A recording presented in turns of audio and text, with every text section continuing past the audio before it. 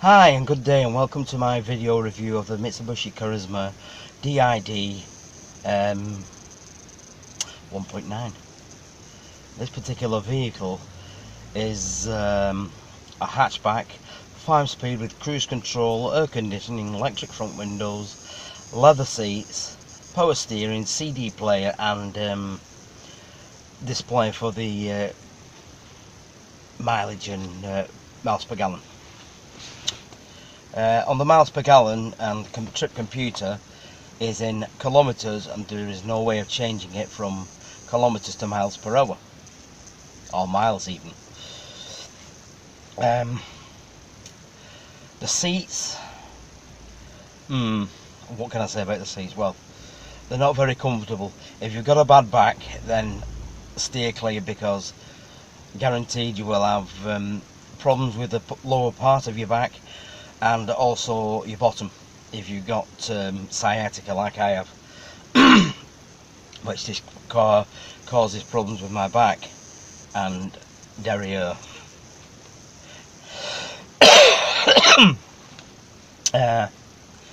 Particular model is all 3. It's supposed to do 40 to 50 miles per gallon, or as I'm getting is 5 miles per gallon. I put £10 in on Tuesday and all I got was 20 miles. I put another £10 in the day after and the clock went up to 260 kilometres, which is about 135 miles. You can't change it from kilometres to miles for some strange reason, being it's a UK car and it's right-hand drive. The ABS, when you put the brake on and you go over a bump and use the ABS, that comes on, you get the usual clattering and grinding, and basically it just doesn't pull the car up. The pedal travels to the floor. So I thought ABS was to help stop you getting into an accident, but obviously on these cars it causes an accident. I had cars in the past without ABS and I had no problems whatsoever with skidding in the wet or rain. Suddenly we need ABS to help driver ability. That's getting rid of driver ability, basically ABS, because they're saying, oh look, I can't trust Mr. Motorist behind the wheel, so we'll stick ABS on because he's going to crash, which is a load of crap. The car itself is absolutely rotten. Both wheel arches on either side are rotten. The front wing, that's corroded and fallen into a hole. The inner part of the wing on the driver's side, that's fallen into a hole. The air conditioning doesn't work. The underneath of the car, that's completely rusty. The other week I was going over a bump and I hear a bang. I look into the boot, nothing rattling. I look to the exhaust, nothing rattling. Upon further investigation of the suspension, the car's been welded that much underneath because it's rotten. The actual spring has collapsed up onto the chassis, so there is no longer connection between the back axle and the top of the chassis for the car bouncing up and down. Basically the car, it just travels from side to side like a tram would do when it's moving, because you bounce up and down, they travel from side to side like a train. And that's what this is doing when you go over a bump. I tried this at 60 miles an hour and I just could not control it. It's just completely out of control, and I've had it about 2 months, and the person who bought it off, he'd only had it 6 months, so I should have smelled a rat rate, basically, thinking, well, why have you only had it so long and why are you selling it? I didn't have time to look on the government website to check MOT history, but I would recommend to anybody that is buying a new, old, second-hand car, go onto the MOT history check gov. Do not pay any of these other sites to see what is wrong with the car.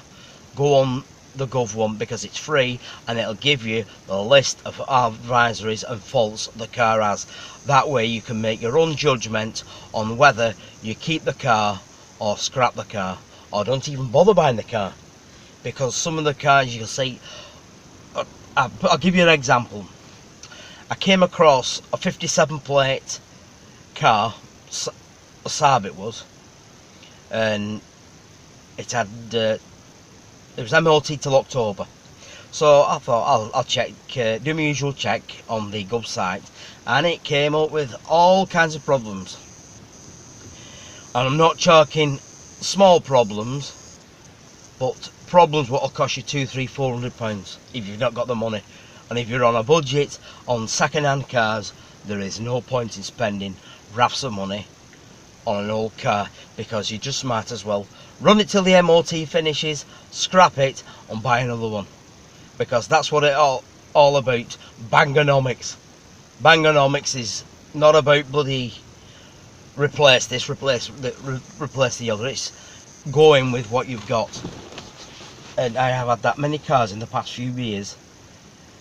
This is the way I go. I never spend any money on them because they're just not worth it.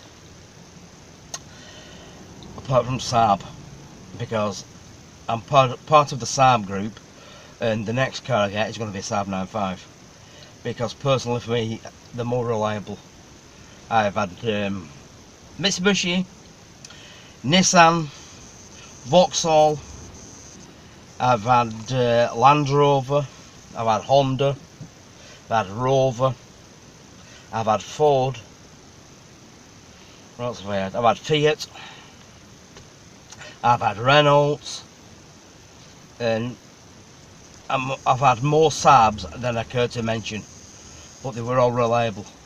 And the silly bugger as I am, I got rid of them for all these stupid, crappy other cars. But I won't be doing that again. I'll be keeping the Saab, and whatever goes wrong will get fixed.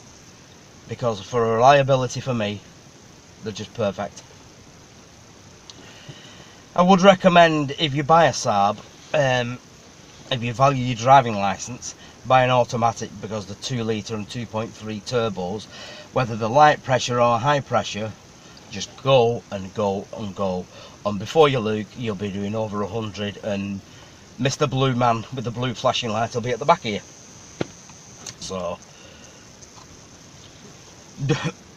do that at your peril, but I'm buying an automatic. This car in particular though has got cruise control. That works great. But the cigarette lighter, that doesn't work to charge the phone. And when you go over a bump, the ashtray falls out. The driver's door switch, that doesn't work, so I can't open my window. I can open the passenger window with a lean across to the other side, but I can't send it down, but I can bring it up with the switch. The door switch, I don't know if you can hear it, well, nothing's happened. It's because the wire has been cut inside the door while they put an aftermarket central locking kit on. Now if I have a look here at my cubbyhole, there's the aftermarket remote switch. I don't know if it's a Mitsubishi one or what, but there's a little black unit in the door panel, and the wiring's just been totally butchered. If you want to try and get a door switch for one of these cars, it's absolutely impossible. I've looked on eBay, I've looked on the Mitsubishi forums, I've even looked on the car breakers, and there's nothing. Anyway, as much as miles per gallon on these, they're just this one only does 5 miles per gallon. I don't know what's up with it. I don't know, it's because of the blown injector, because I had to seal that up because there was diesel fumes and smoke coming in through the cabin, through the car, and the circulation unit, you got to put that on to get rid of the smell. The only trouble is then when you got the circulation on and the heater onto the screen, it starts to steam up, so you got to turn the circulation off to unsteam it, and then you start getting the smoke again. So you got to just turn the thing off, and it's just totally dangerous. The rocker panels at the back underneath the car on both sides are rotten. I wouldn't recommend a Mitsubishi Charisma to anybody. because they're just, if you're going to buy one like this, I would probably say the Proton. They have a model same as this, because it's on a Mitsubishi, basically a Mitsubishi body. But with a Proton, with the morning Lotus, you got a lot better spec. So the Proton is a nicer car. So I would buy a Proton. I've read reviews of saying that the Proton is crap. It's this, it's that, but it doesn't rust. Just bear that in mind, because the Mitsubishis are rot boxes. I have not seen one yet that is rust free. Anyway, that rounds up my quick review of the Mitsubishi Charisma. If you want any more information, just drop me a message in the message box below, or a like and subscribe, because I'm going to be doing more videos. So thanks for watching. Bye.